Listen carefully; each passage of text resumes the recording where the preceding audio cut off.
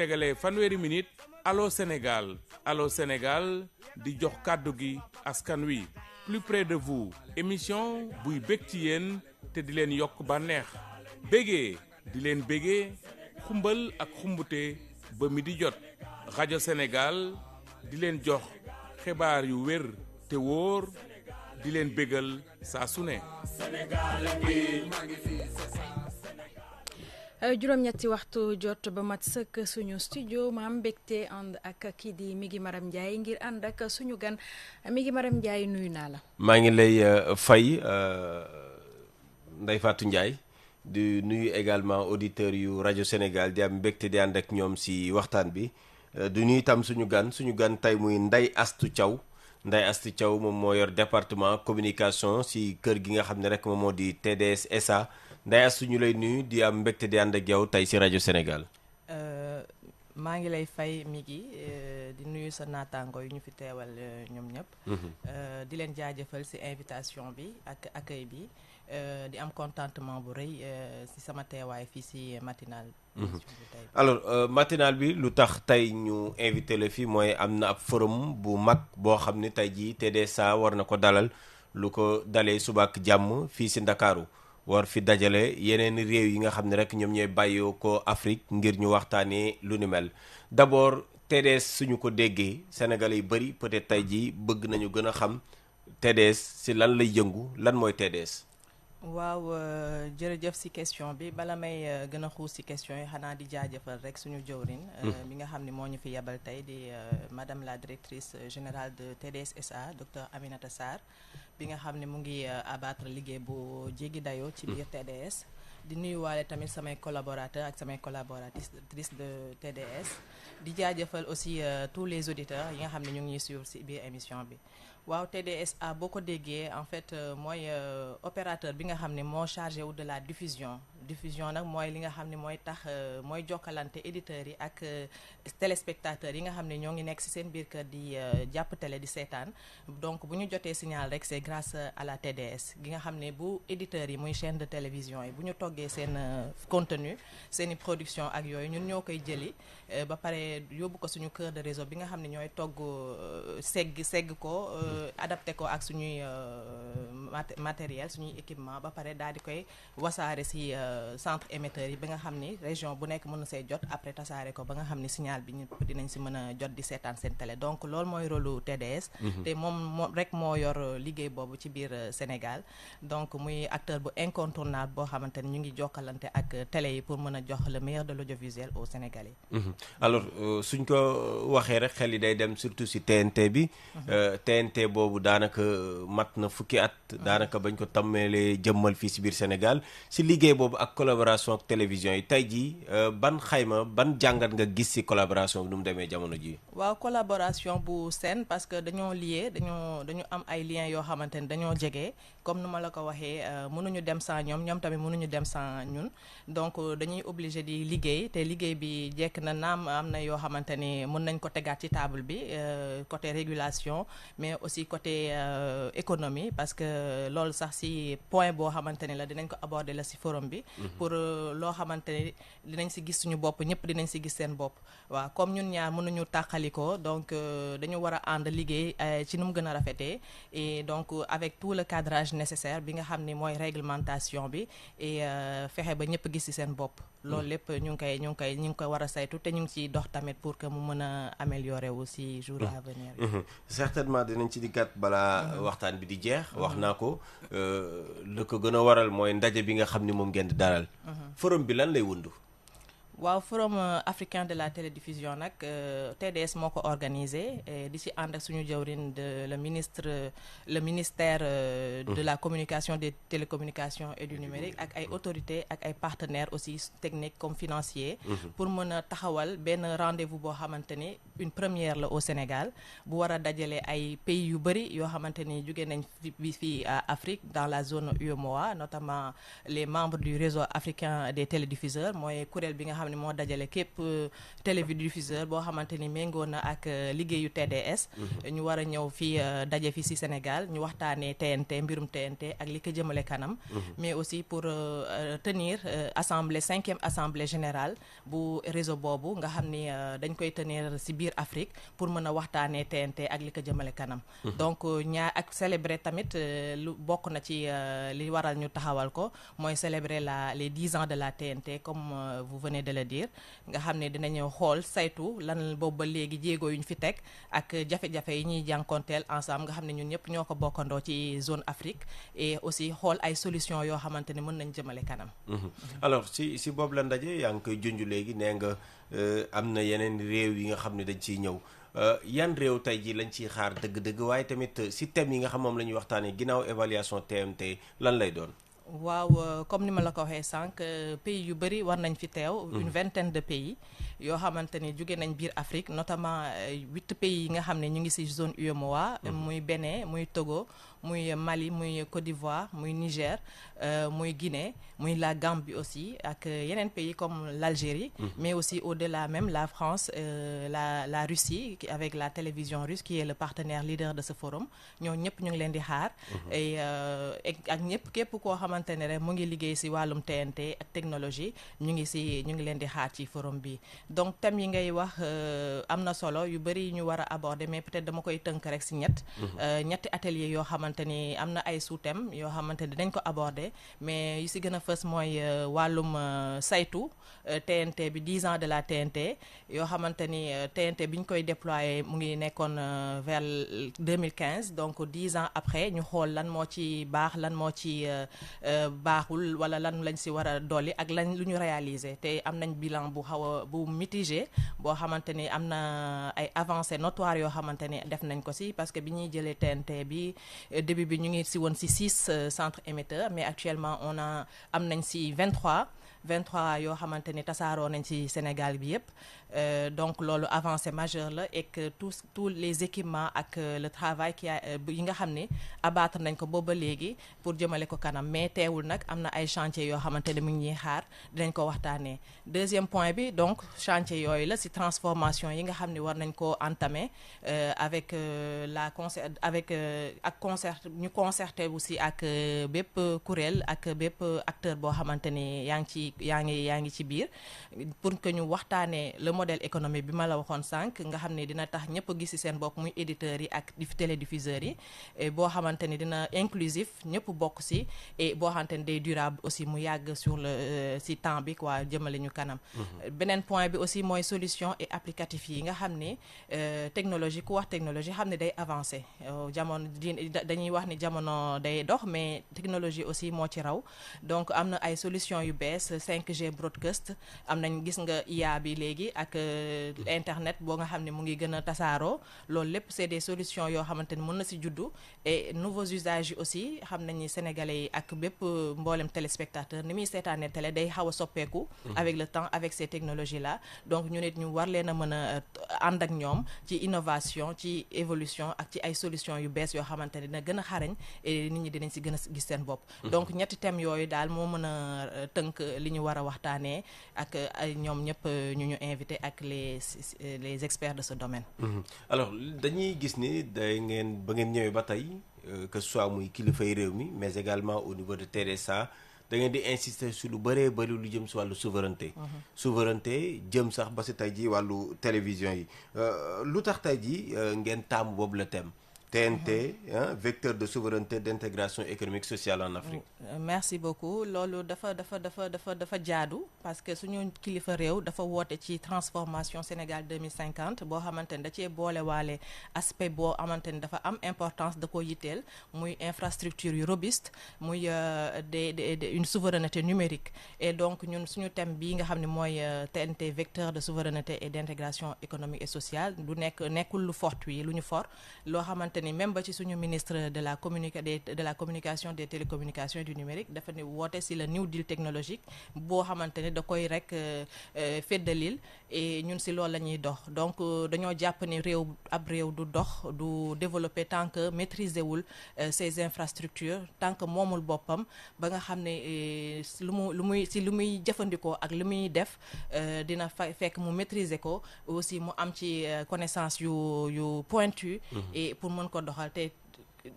TDS dafa nekk bras technique de l'État ñun ñoo yor tout ce qui est équipement infrastructure pour mën a jàllale télévision te télévision on le sait mooy li nga xam ne outil bi nga xam ne mooy jàllale information mooy tax ñu même la promotion quand on parle de la promotion de la culture wàllum éducation loolu lépp te télévision moo ñu boole moo ñu tënk parce que ñii ñi ngi dëkk ba Tamba ñii ñi ngi dëkk ba Saint-Louis mais je pense que ni télévision mooy loo xamante ne mun nañu boole ñun ñëpp ba foo nekk mën a partager information mën a xam li mën a fàttaliku démb mais mën a aussi xam li xew tey donc outil de souveraineté la war a nekk loo xamante lu ñu maîtriser la lu ñu fonk la loo xamante ni sax dinañ mën a nekk sax royukaay ci domaine boobu loolu moo tax ñu tuddee ko noonu ba nga xam ne Afrique bi yëpp non seulement dinañ ñu naw ci loolu mais aussi dinañ mën a fédérer coloré entre acteurs africains damay ñëw rek sànq ci sa biir wax ne nga tamit occasion le forum bi pour 10 ans wu TNT yi sur le terrain tey ban évaluation ngeen di def bu ñu xamee ne TNT fexe na ba askan bi di mën di jotandi ci néew ñeent fukki chaîne télévision tey bu ñu leen waxee ngeen évaluer seen liggéey évaluation fu mu toll. waaw jërëjëf Ndeye Fatou ci question bi suñu jëwrin di docteur Aminata Sarr bi mu ñëwee à la tête de TDS soo seetloo dafa engagé benn tournée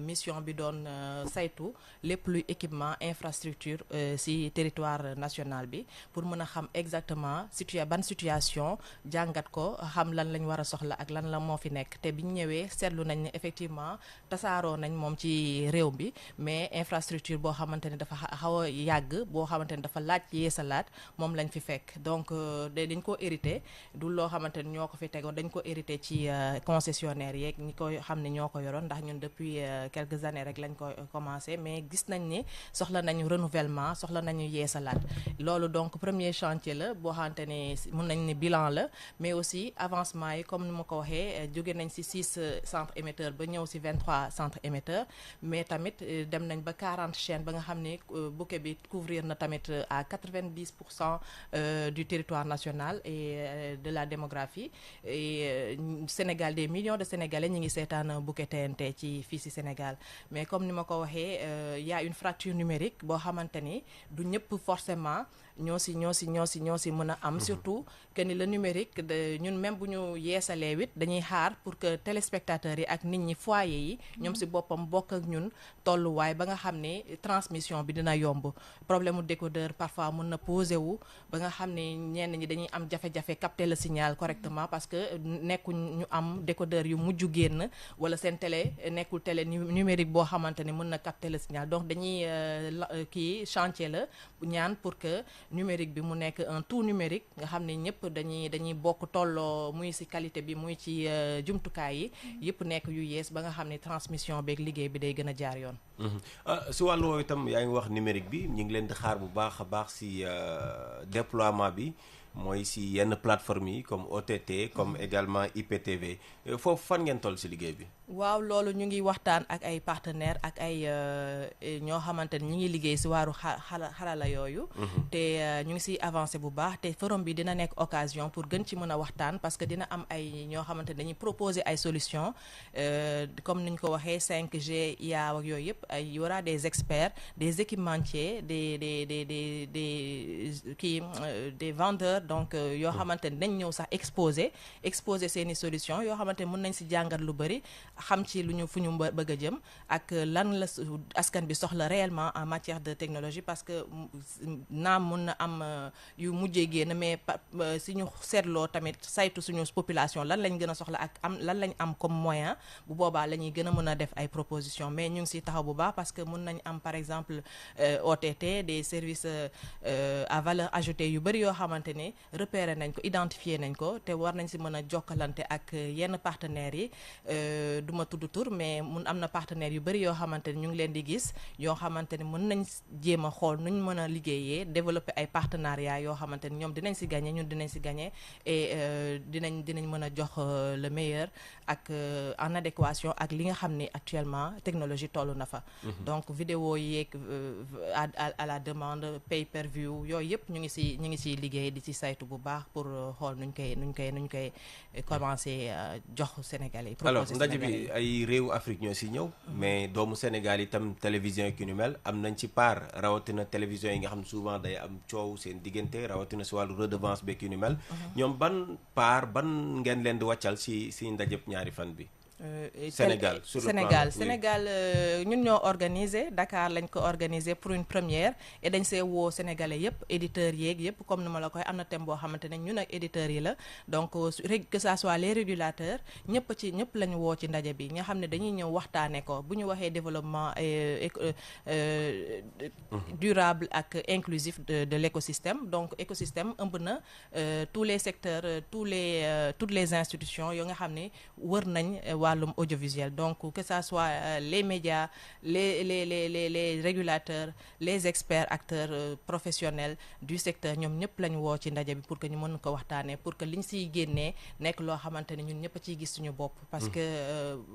lépp looy dogal en réalité dafa war a nekk loo xamante ne non seulement yitteel na nit ñi mais soxla nañ ko mais tamit xel du doy donc ñu jokkalante xalaat moo tax ñu leen ci invité ñu ñëw participer si et ñu yaakaar naa ni panel yi ñu war a tenir sax ñu si bëri ay sénégalais ñoo koy waxtaanee. donc ñu ngi ci dynamique boobu te ñu ngi leen di invité ñoom ñëpp ñu ngi ci lañ bokk. oui programme léegi nu muy demee ci ñaari fan yi kon. waaw ñaari fan yi donc on est à jour J-1 benn jour moo ci des suba la war a commencer suba la ñu war a def cérémonie officielle d'ouverture bi ak suñuy autorités yoo xamante ne dinañ ñëw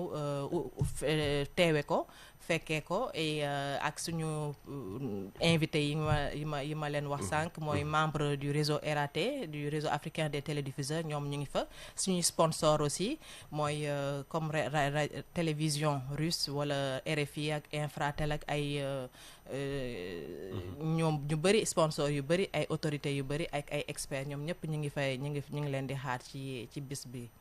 Alors dañoo dégg ni itam ngeen ni seen bëgg-bëgg mooy TDS SA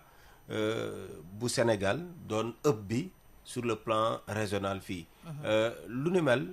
ban yoon ngeen fas yéene jaar ba Sénégal doon ëpp bi. waaw forum bi sax déjà benn jéego la dul fayam mais benn jéego la pour une concertation avec ñëpp ñu nga xam ne ñoo seq wàllum TNT. mais ñun dañoo nekk déjà référence ci wàllum TNT bokk nañ ci ñu ko njëkk a dawal ci Afrique ba ñi nga xam ni dañoo nekk ci sous-région bi dañ doon ñëw di xool ci suñu modèle donc nekk un hub numérique war na mën a nekk parce que non seulement nekk nañ ci pionnier mais nekk nañ ñoo xamante ne aussi tooguñu dañuy nekk toujours à la recherche de solutions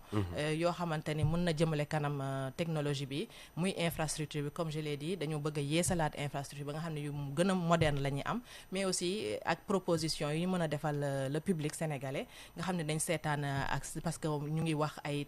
télévision en poche yooyu yëpp mën na war a mën a nekk ba nga xam ni dinañ répondre soxla yëpp yi nga xam ne sénégalais am nañ ko ci wàllum audiovisuel donc ñun jàkkaar nañ sukkandiku ci état bi ci autorités yi ak topp tamit les ponk yi nga xam ne teg nañ ko pour fekk fi nekk un hub numérique bokk na ci am infrastructure bu dëgër infrastructure bu yees bu mujj si bu bokk si yu mujj yi donc am souveraineté numérique moomal suñu bopp am maîtrise de suñuy technologie beneen bi digitalisation bi aussi ba nga xam ne lépp lu ñuy liggéeyee tamit war na mën a nekk ci digital bi et compétences yi tamit la formation le leadership développement du leadership et des compétences loolu tamit si ay jéego yu am solo la yoo xam ne ñu ngi siy dox loolu lépp dafay boole nekk un cocktail boo xamante ni forcément dinañu tax ñun ñi Sénégal TDS war a mën a nekk au devant de la scène africaine. Est-ce que TDS a les moyens de ses ambitions tey suñ ko mënee wax. waaw am nañuy jafe-jafe comme toute institution organisme boo xamante ni ci état la bokk am nañuy mbébét peut-être yoo xamante ni peut-être instant bi amaguñ les moyens mais ñu ngi ci jéego yi di dox ñu ngi def le plaidoyer boo seetloo ñu ngi def plaidoyer pour wax ni ñu gën ñu jàppale parce que dafa nekk outil de souveraineté et chantier bi rëy na. Parce que comme ni ñu ko waxee am nañ 23 centres émetteurs et technologie aussi dox na dox boo xamante ni voilà li ngay soxla yi dafa gën a bëri et soxla population sénégalaise bi day gën a bëri day yokk di gën a dem exigence yi gën a taxaw gën a takku donc loolu lépp tax na ñun tamit ñuy lancer un appel tout le temps à nos autorités publiques pour ñu gën ñu jàppale ba nga xam ne fi ñu bëgg a yóbbu TNT ñu mën fa yegg te loolu dafa soxla ay moyens ñi ngi dak comme ni mu ko waxee ñi ngi réfléchir si ay offre de service à valeur ajoutée yoo xamante ni même bu ñu amee appui de l'État et des autorités mun nañ tamit ñun jéem a am lu ñu avancer nu ñu optimiser suñu économie suñu rentabilité te ñu ngi si dox comme ni ma la ko waxee am na ay partenariats yu bëri boo toppee di ñu boo ñuy topp ci suñuy réseaux sociaux ak yooyu ñu ngi partager les activités yi nga xam ne direction générale bi mu ngi koy mëne pour mën a xool ak yan partenaire lañ mën a teg ay programme ay projets yoo xamante ni mën nañu jëmale kanam te gëm nañ ni dina sotti si bu yàggatul dara incha allah. Alors ñaari at daanaka ba docteur yegsee si boppu kuréel googule léegi mu mat ñaari at perspective yi tey lan la ginnaaw évaluation bi nga xam jot ngeen ko def lan mooy perspective yi tey fii ñu toll. waaw perspective bi mooy renouvellement de l'infrastructure duñ ko tàyyi di wax mooy le renouvellement intégral de l'infrastructure ñu ngi si tàmbali temps yi peut-être jot ngeen dégg ni ñuy commencer dépose des pylônes parce que dañu bëgg a yeesalaat pylônes yooyu parce que dañ fi yàgg tellement que mën nañu am ay risques yoo xamante ne mën nañ ko identifier donc ñu teel see jug ñu ne lañu ko donc changer tegaat fi yeneen pylônes yu bees loolu benn ponk la mais am na yeneen tamit yu war a ñëw muy équipement yi ci boppam ñu yeesalaat ko beneen chose bi mooy ni ñu tàmbali tout ce qui est comme nu ñu ko waxee sànq digitalisation formation renforcement des compétences et maîtrise totale de nos infrastructures pour mën a gën a taxaw et kii te gën a mën a taxaw et def li ñuy xaare. oui Ndeye Fatou soo amee laaj. mën nañ dem ci français. waaw ba peut-être rek laaj bu mujj bi mooy ba ngeen yegsee itam gis nañ ni ambiance bi bëri woon na ñaxtu ci liggéeykat yi léegi situation bi calme na foofu. waaw situation bi calme na depuis xanaa arrivée de la directrice générale docteur Aminata Sarr le climat social est apaisé et elle l'a dit dans le journal Le Soleil effectivement c'est un constat ñu ngi liggéey te xam nga énergie positive moom ñëpp a ko soxla pour mën a jëmale fi kanam bu ñii di gas ñii di suul moom xam nga ne du dañ naan du ñu am kàmb quoi donc ñun ñëpp wax dëgg sa yàlla ñi ngi takku liggéey moo tax ma nuyu leen ci njëlbeen ni leen di leen encourager ñëpp parce que ñëpp xam nañ ne lu jëmale kanam TDS moo ñu fa tax a toog donc ñëpp ñi ngi ci liggéey bi forum bi tamit gis nañ ci mobilisation bu mag boo xamante ni ñoom ñëpp wax dëgg sa yàlla def nañ ko pour mën a réussiral pour que mu mën a nekk réussite donc climat bu social bu apaisé bu favorable à l'épanouissement personnel professionnel et pour l'atteinte de nos objectifs moo fa nekk. alors lan mooy yóbbal bi nga xam ne tey jii moom moo jëm ci ndaje bi kon suba ak jàmm lay door ci diir ñaari fan lay doon. waaw ndaje bi nag suba lay tàmbali. dina nekk ñaari jours yu intense yoo xamante ni am nañ programme bu précis am nañ d'abord les panels yoo nga xam ne mën nañ ci des panels yoo xamante ne pour waxtaanukaay la boo xamante ni ñëpp dinañ fa daje experts yu bari acteurs de la télévision de la TNT ñun ñëpp dinañ fa daje donc ñu ngi invité ñëpp ñu ñëw teew ko mën a ci sottente xalaat et à part ces panels là am nañ tamit des rencontres B2B yoo xamante ne war na fa mën a am parce que ñi nga xam ne dañoo bëgg a rencontrer yenn entreprises yi yenn sponsors yi ak yenn personnalité war nañ fa mën a teew am occasion de s'entretenir nga xam ne dinañ mën a waxtaan ak ñoom parce que am nañ créé nañ espace yooyu pour mën a toog waxtaan diisante et y a aussi des espaces d'exposition donc dinañ exposer comme niñ ko waxee suñu partenaires ak sponsors yi nga xam ne ñu ngi yëngu yëngu ci wàllum technologie dinañ fa def seeni exposition donc jar na tamit jaar nga xool lan lañ fay présenter. Beneen bi mooy la 5e assemblée générale bu réseau RAT bu réseau des africains des télédiffuseurs bi nga xam ni donc raar na ñu am occasion yooyu nga xam ni di nga ñëw fekkee ñu kuréel bi yëpp nekk fi au Sénégal nga xam di nga leen mën a gis donc c'est une plateforme boo xamante ne chance bu inouïe la pour tout expert ou bien même les acteurs du numérique nga xam ne bëgg nañu développer seen activité. D'accord. Alors, merci beaucoup. Notre invité ce matin, c'est Ndeye Astou Thiaw. Ndeye Astou Thiaw, qui est donc la responsable de la communication au niveau de TDS SA. TDS SA qui organise à partir de demain un forum africain sur la télédivision. Quelle est l'importance de cette activité, la finalité? La finalité, c'est la concertation, c'est la réflexion autour de problématiques yoo xamante ni ñun ñëpp a ko sekkandoo. ak ñun ak suñuy naataango de la sous-région. Oui, en français, mais aussi oui. Oui. C'est la dernière partie en français. Toutes mes excuses. Ouais. Mes excuses. Ouais. Merci tout d'abord, permettez-moi de vous remercier pour cette invitation et pour cet accueil. C'est un grand plaisir d'être parmi vous. J'en profite aussi pour remercier Madame la directrice générale de TDS SA, Dr Aminata Sarr, et tous mes collaborateurs et collaboratrices. Merci pour cette grande accueil. Alors, vous allez organiser, comme nous l'avons dit tout à l'heure, le Forum africain sur la télédivision. Quel est l'objectif de ce forum? Oui, l'objectif du forum, c'est de permettre de créer une plateforme de rencontre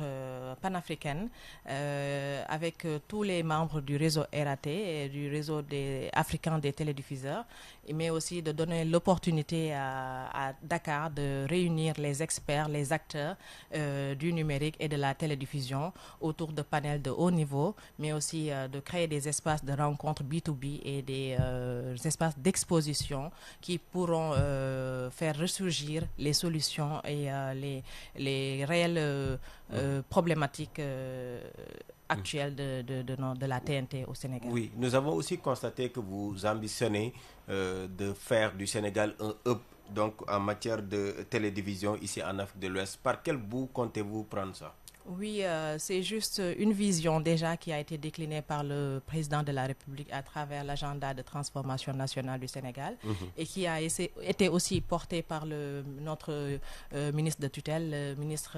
de la communication, des télécommunications et du numérique. Et nous, naturellement aussi, nous sommes appropriés de cette vision et avons l'ambition de faire du Sénégal un hub numérique